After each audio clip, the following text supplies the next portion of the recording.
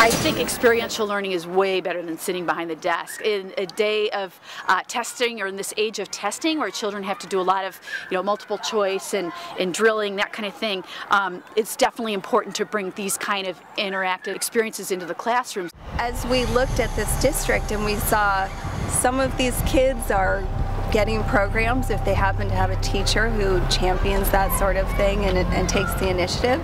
Other kids aren't. Some kids get it 1 year and not another year. There's a lot of inequity. Our students cannot afford to put over the $5 to $13, $15 that it takes to get a bus, go to a program, pay for the program to happen. We would be lost to just be digging into the textbook. Since we have, about half free and reduced lunch, children that are of low income, and a variety of students who don't have many experiences outside of the city. Kids in our area get very little hands-on science experience, or one-on-one or first-hand science experience. As a foundation, I see proposals from nonprofit organizations all the time.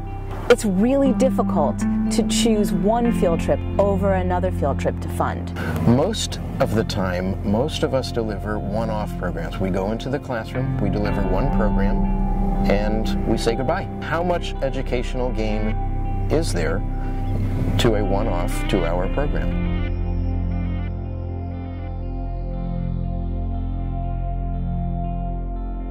Our collaboration is based on a concept of delivering multiple reinforcing programs year over year.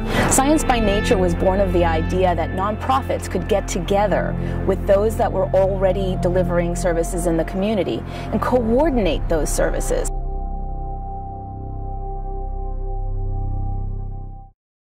A teacher may look for a field trip or a community activity to help students meet a particular education content standard.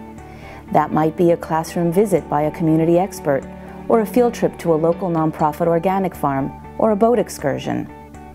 The challenge for the teacher is how to find the right program to meet his or her needs. For the nonprofit, it's how to fund these trips for under-resourced schools and demonstrate that their single-touch field trip results in the kind of educational impact that funders and school administrators demand. With the Education by Nature model, any teacher can visit a single website and easily search by grade level, topic, and content standards to find, request, and register for the multiple programs available in the local community. The nonprofits collaborate to leverage each of their independent programs, building upon each other's work, and reinforcing concepts in a multiple-touch delivery model. Nonprofits can for the first time see a service delivery map, a comprehensive picture of which classrooms are receiving services and where there are gaps. Grant makers find value on many levels and can support jointly submitted proposals and larger projects with greater accountability.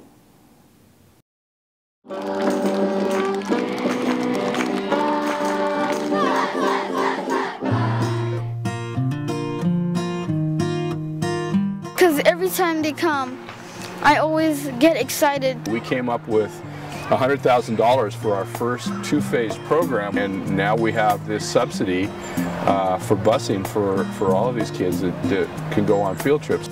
Instead of someone telling you what it's like, you get to actually experience what it feels like to be out here by yourself. That this has opened up a world of funding opportunities that we would not have had if we were not collaborating.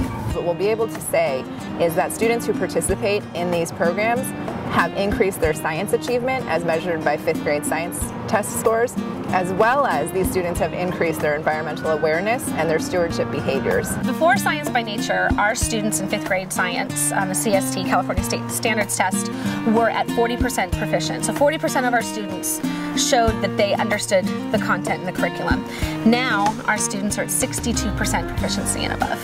I get to learn better because I get to see and touch and feel. It's perfectly in line with what we do in this district, really providing an excellent education to all students. I was able to sponsor 2 underserved classes to go out on these boat field trips. I think if I have impacted any of them, in any way. That's the greatest feeling in the world. It's simply taking whatever is in the area and leveraging it all together.